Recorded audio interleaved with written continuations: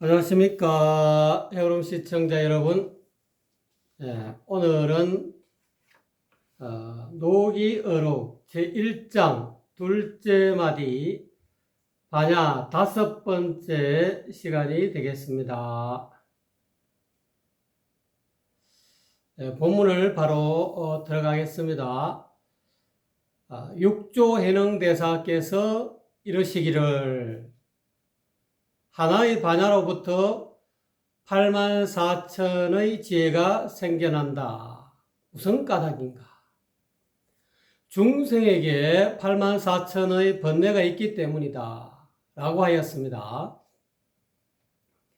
만약에 번뇌가 없다면 지혜가 어떻게 생겨나겠습니까? 무엇을 번뇌라고 할까요? 번뇌가 일어나는 그 어떤 그런 메커니즘을 지금 설명하고 있는 겁니다. 눈, 귀, 코, 혀, 몸, 뜻이 즉 육근이 빛깔, 소리, 냄새, 맛, 촉감, 생각이라는 대상과 육경과 서로 상대할 때 말이죠.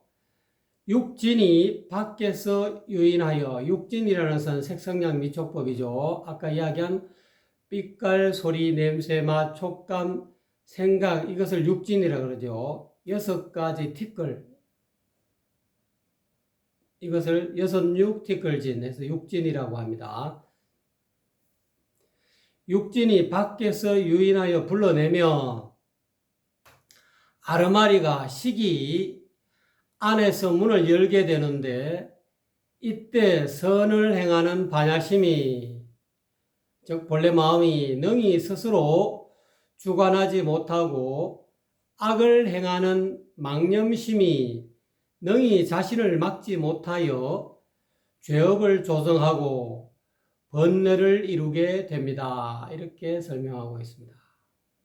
번뇌가 어떻게 생겨나는가, 무엇이 번뇌인가, 이것에 대해서 좀 굉장히 자아와 세계를 이야기하고 그 다음에 육식을 또 이야기하고 있죠. 이게 이제 불가의 부처님의 말씀을 인용하신 거죠. 불가에 또 본인이 스스로 깨달은 바, 어떻게 해서 번뇌가 생기느냐, 번뇌가 생기는 그것, 어떤 것이 번뇌인가를 좀 상세하게 설명하고 있습니다. 또 도교의 이제 노자의 말씀을 또 인용하십니다.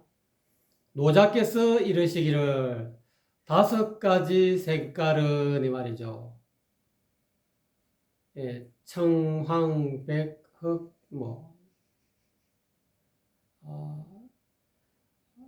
적색, 그러니까 청색, 적색, 황색, 백색, 흑색, 이것이 5가지 색깔이죠. 이거를 노자께서 이야기하고 있는 5가지 색깔은 모든 색깔이라고 이렇게 이해하시면 되겠습니다.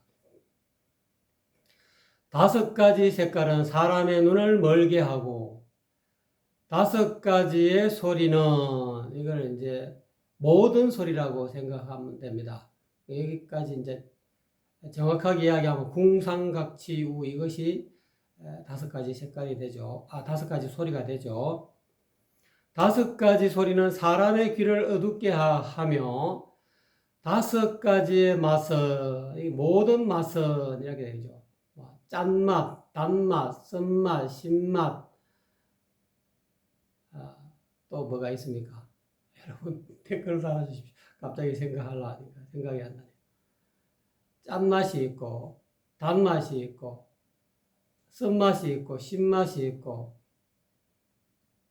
매운맛이 또 있네요. 그렇습니다. 이 5가지의 맛은, 즉 모든 맛은 사람의 입을 망가지게 한다.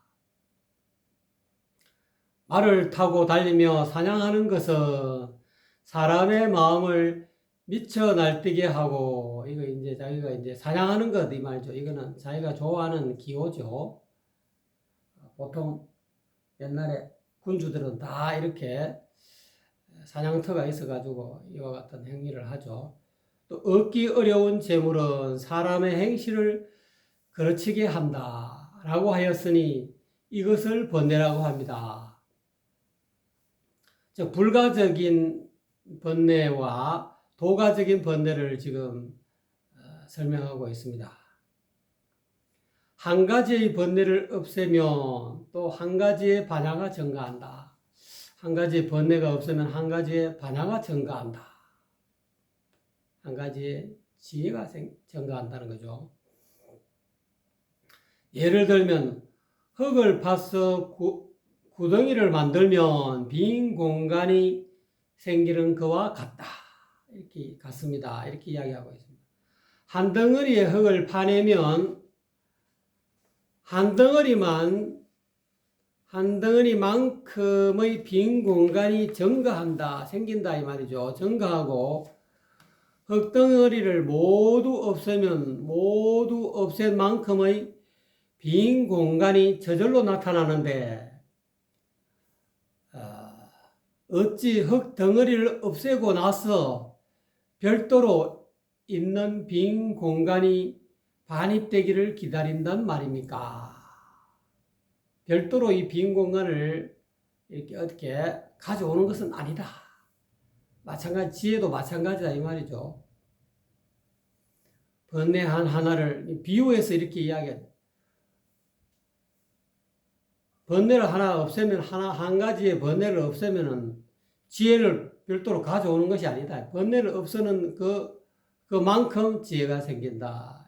이거를 이와 같이 흙덩어리에 흙을 파서 생기는 빈 공간으로 이렇게 비유를 하셨습니다. 이는 마치 색연필, 즉 컬러펜으로 거울에 그림을 그려 밝음을 덮어 씌우는 것과 같습니다.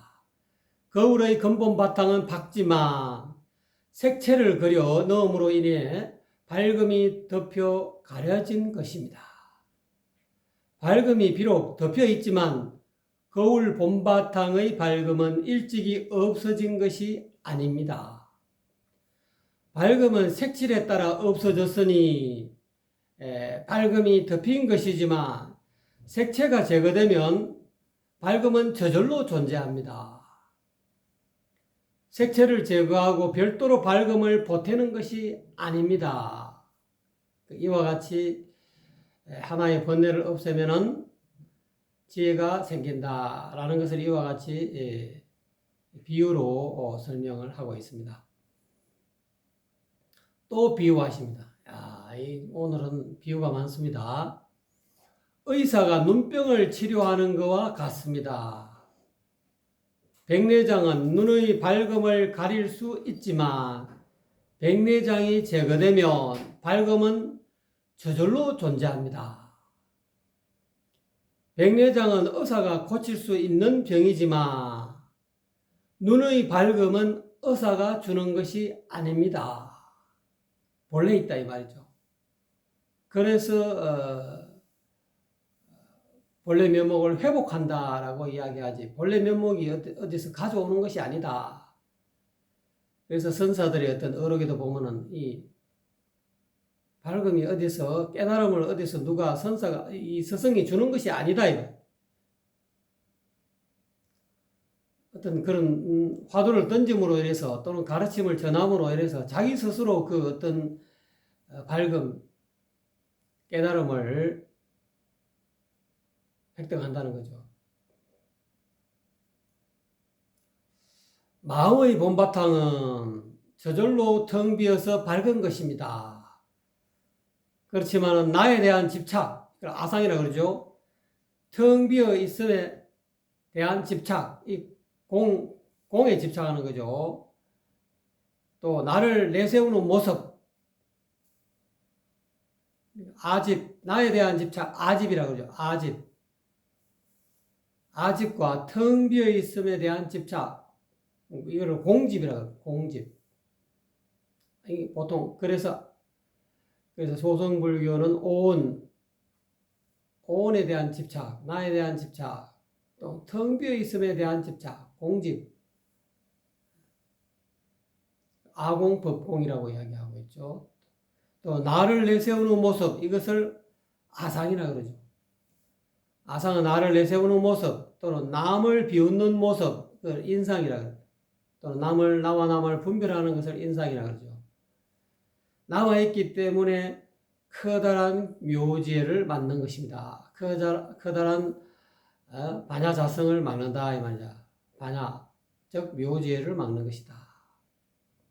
부처님께서는 이것을 아시고 중생을 가볍게 여기시어 방편법문을 설하셨습니다. 84,000 법문을 설하셨다 이 말이죠. 이는 중생들의 집착을 깨뜨려서 허망한 생각과 고정관념을 없애기 위해서입니다.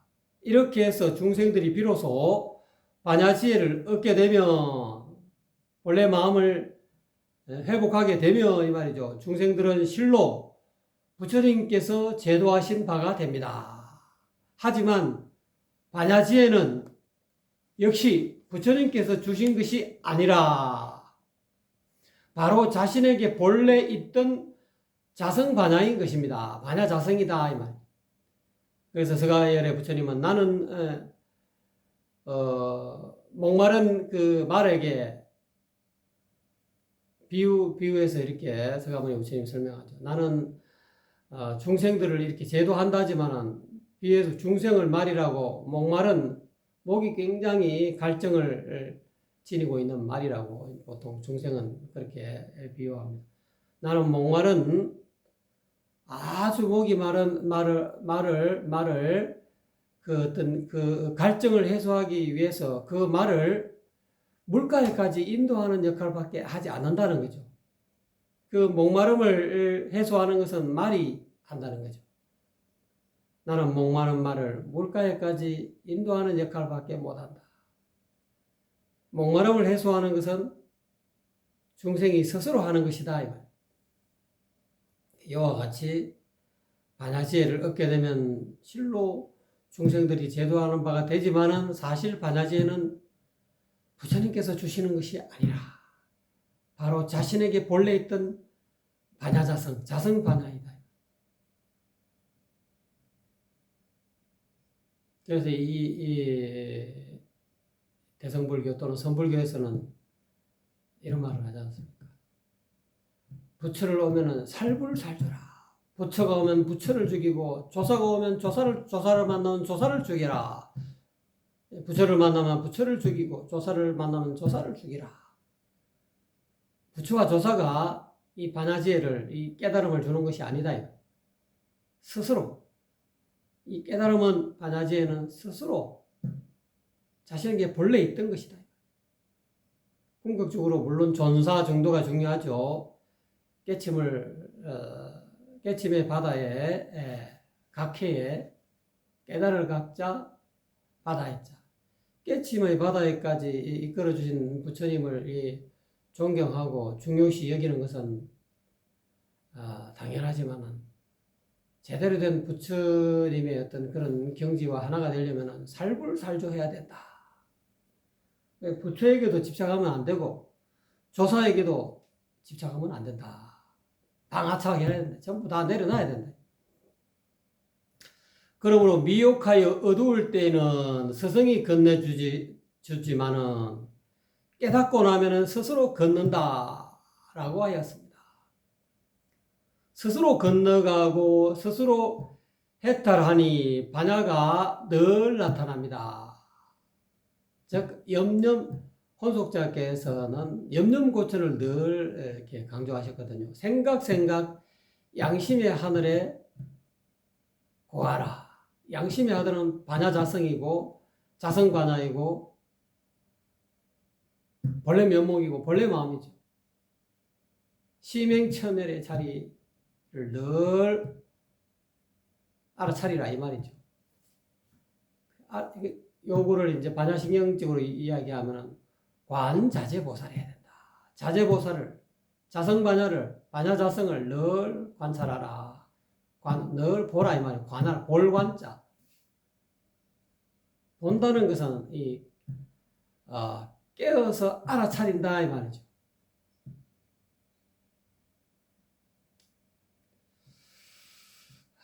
육조해능께서는 또 육조불가의 육조해능의 말씀을 또 인용하십니다. 한 생각이 지혜로우면 반야가 생겨나고 한 생각이 어리석으면 반야가 끊긴다 라고 하였습니다. 한 생각이 지혜롭다는 것은 무슨 뜻일까요? 정념이 되겠죠. 팔정도 가운데 발을 정자, 생각념자. 정념이, 한 생각이 정념이 되려면 어떻게 해야 되겠습니까? 하나에 거쳐야 된다. 생각이 하나에 거쳐야 된다. 생각이 하나에 거친다는 것은 어떤 의미입니까? 본래 마음자리, 본래 면목자리, 직지인심, 눈밝은 선지식이 전해준 그 마음자리에다가 마음이 거친다 이 말이죠. 제가 항상 마음자리 일지점 이야기하는데 그럼 도대체 마음자리 어디 있는지 어디 있습니까? 이렇게 저에게 또 질문하는 분들이 계시겠죠. 마음자리가 도대체 어디 있습니까? 이렇게 묻는다면 바로 여러분 눈앞에 있다 이렇게 이야기할 수가 있겠습니다. 또 형상을 빌어서 이야기하면 쌍림수 아래에 있다. 그래서 보통 이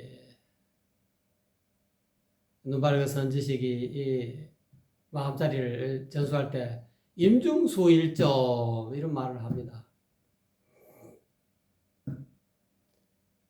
그리고 옛날에 또 어느 선사분이 이야기했던가요? 기억이 잘 안 납니다만 마음자리를 또 이렇게 이야기합니다. 눈은 가로로 되어 있고 코는 세로로 되어 있다. 또 이렇게 뜬금없는 말씀을 하십니다. 가장 좋은 것은 여러분이 눈밝은 선지식을 찾으시면 명사를 찾으시면은 바로 알 수가 있습니다. 그래서 한 생각이 지혜롭다. 이것은 정념이 생긴다. 하나에 거친다. 염이 하나에 거친다. 염이 하나에 거친다는 것은 염이 일어나기 이전에 본래 부모 미생전의 본래 면목. 부모 미생전의 본래 면목은 무엇인가? 부모에게서 너의 몸이 태어나기 이전에 너의 본래 면목이 무엇인가? 이런 어떤 이 자리에 거친다. 여기에 거치는 것을 한 생각이 지혜롭다. 이렇게 또 저는 해석해 드리고 싶네요. 한 생각이 어리석으면 반야가 끊긴다. 이 한 생각이 어리석다는 것은 어떤 의미일까요? 한 생각이 일어났는데 그 생각을 쫓아간다. 우리가 이제 비유하자면은 강아지들은 이렇게 돌을 던진다든지 공을 던지면 공을 따라간다. 쫄쫄쫄쫄 따라간다. 근데 사자는 어떻습니까? 공을 던지거나 돌을 던지면 던지는 사람을 바로 물어본다. 그러니까 한 생각이 지혜롭다라는 것은 돌을 던지는 또는 공을 던지는 사람을 바로 확 물어버리는 것을 한 생각이 지혜롭다. 근데 한 생각이 어리석다는 것은 돌 던지는 사람을 물지 않고 돌을 따라간다. 공을 따라간다. 계속 공과 돌을 던지는 사람을 물어버리면 더 이상 이 괴로움이 없을 텐데 더 이상 내가 쉽게 말하면 그 강아지가 놀림감이 안 된다 이 말이에요. 우리가 공을 자꾸 던져오면은 또 물어오면 또 던지고 이러면은 걔가 피곤하다. 사자와 같은 그런 자세가 중요하다. 즉 한 생각이 지혜로우면 반야가 생겨나고 한 생각이 어리석으면 반야가 끊긴다. 반야지혜 묘지혜가 끊긴다. 생각이 참되면 반야가 총명해지고 본래 마음이 회복된다 이 말이죠. 행동이 참되면 반야가 밝아진다. 생각을 참되게 해가지고 총명한 그런 반야지를 가지고 행동도 참되게 해야 된다. 그렇게 함으로써 점점 반야가 밝아진다. 본래 면목이 본래대로 회복된다. 생각이 터무니없이 헛되면 이 말이죠. 번뇌가 일어나고 행동이 도리에 어긋나면 업장이 쌓이게 된다.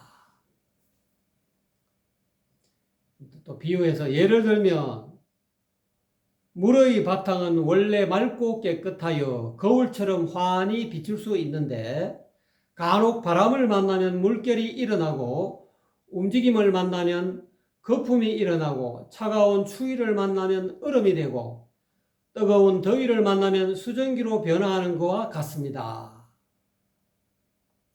물은 본래 물결도 거품도 얼음도 수증기도 없지만 물이 만나게 되는 환경이 달라짐으로 인하여 조건이 달라짐으로 인하여 천만 가지의 변화가 생겨나는 것처럼 허망한 생각과 행동으로 지은 모든 번뇌 업장이 능히 반야의 밝음을 가로막게 됩니다.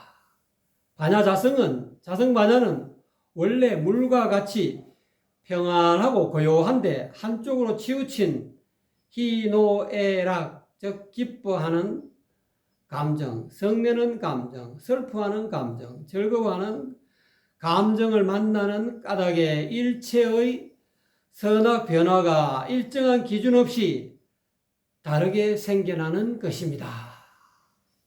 희로애락 때문에 그렇다 이 말이죠. 이 감정, 희로애락에 이렇게 치우친다 이 말이죠.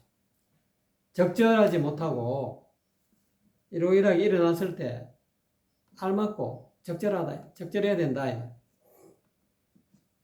또 비유해서 예를 들면 물이 돌에 떨어지면 막지만 물이 질퍽한 진흙에 떨어지면 혼탁한 것과 같습니다. 반야자성은 또는 본래 마음은 본래 크고 작고 우둔하고 민첩함이 없지만 중생이 집착하는 색신으로 인하여 중생이 색성향 미촉급에 집착함으로 인하여 적각깨침 또는 점차깨침 또는 두통, 여틈의 같지 않음이 있습니다. 또 비유하십니다. 예컨대 여행을 갈 때는 자동차로 가거나 자전거로 가거나 전차, 자동차 또는 기차나 자동차로 갈 수가 있습니다. 자동차는 빠르고 아주 이렇게 자동차는 뭐 세단 정도 되는 것 같습니다. 자동차는 빠르고 전차, 기차는 느리고 요즘은 기차가 오히려 더 빠르죠. 떼제비에 나와가지고 엄청 빠릅니다. 이 당시에는 아마 혼속자께서 이 강의할 당시에는 떼제비가 없어도 엄청 막 시속 300km씩 나오는 그게 없는 요즘 이야기하면은 자동차라기보다 비행기는 빠르고 떼제베는 느리고 이렇게 말씀하셔야 될 것 같네요. 이 당시에는 이게 말이 틀린 게 아니었는데 요즘은 하여튼 자동차가 비행기는 빠르고 기차는 느리고 자전거는 한층 더 느리지만 도로가 느리거나 빠른 것이 아닙니다. 차의 기계장치로 인하여 이 말이죠. 또는 비행기의 기계장치로 인하여 느리고 빠른 차이가 있을 뿐입니다. 반야자성 역시 본래 마음, 본래 면목 역시 성인이라고 눈 밝은 선지식이라고 더 늘어난 것이 아니고 범부라고 더 줄어진 것이 아닙니다. 이 성인이라고 눈 밝은 선지식이라고 더 크고 밝은 것이 아니고 또 범부라고 더 줄어진 것이 아니다. 범부라고 그 밝기가 성인보다 못하다는 것이 아니다 이 말. 그래서 부처님은 깨친 중생을 부처라 그러고 중생은 미혹한 부처를 중생이라고 이렇게 이야기하는. 부처와 중생은 그 밝기가 똑같다 이 말. 부처가 더 밝고 중생이 더 흐린 것이 더 어둡고 그런 것이 아니다. 중생이 밝으면 부처의 밝음과 똑같다 이 말이죠. 사람마다 본래 똑같은 반야를 가지고 태어났지만 이렇게 설명하고 있습니다. 반야의 밝음이 본래 마음의 밝음이 묘지의 밝음이 같지 않은 것은 그 정성스러움이 충분함과 부족함의 차이가 있기 때문입니다. 이 정성스러움, 즉 관자재보살을 정성스럽게 관하라, 관이 불관하고 불관이 관하라고 이렇게 이야기했는데 일시점을 절해주고 염려고천하라 그러고 생각 마음자리에 늘 마음자리를 떠나지 말라고 이야기했는데 그거를 계속 아주 정성스럽게 하루 24시간 진짜 그야말로 떠나지 않은 사람이 있는 반면에 잠시 잠깐 하다가 떨어나고 또 하다가 떨어나고 이렇게 한눈 파는 그런 사람도 있다 이 말이죠. 하루 24시간 한눈 안 파는 제자가 있는 반면에 오전에는 한눈 팔고 오후에는 또 집중하고 또 이런 제자도 있고 낮에는 한눈 팔고 저녁에만 집중하는 그런 제자도 있고 이 다 이렇게 정성스러움이 아주 정성스러움의 차이가 있다 이 말이죠. 반야는 바로 속박이 없는 자유로움이므로 모든 속박이 없는 자유로움이다 이 반야가 반야.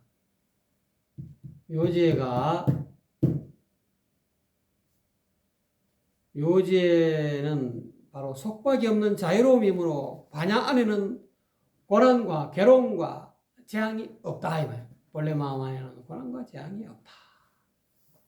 오늘은 여기까지가 되겠습니다. 그런데 오늘의 이 반야 둘째 마디 반야의 5번째 시간의 핵심은 염념고찬 생각 본래 마음자리에 고하라.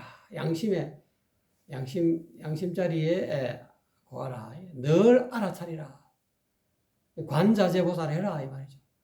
그거를 이제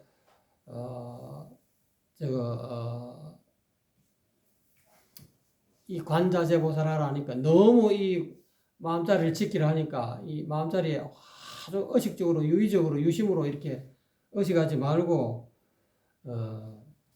도가의 순양여조께서는 이렇게 이야기해요. 이 제대로 마음자리를 제대로 못 지키면은 더 이렇게 이상하게 번뇌가 더 생길 수가 있으니까 제대로 지키는 방법을 관이 불관해라. 늘 보되 보지 말고 불관이 관하라. 보지 말 때 봐라.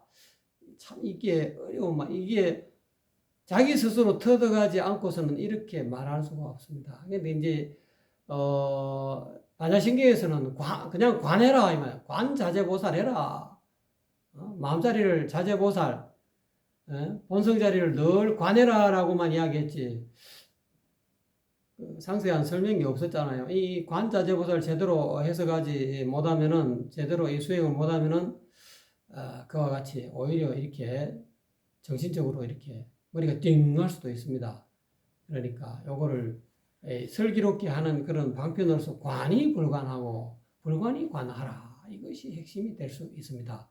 그러니까 여러분도 스스로 여러분이 반야지혜를 밝히는 방법을 스스로 터득해야 된다. 오늘은 여기까지 하겠습니다. 감사합니다.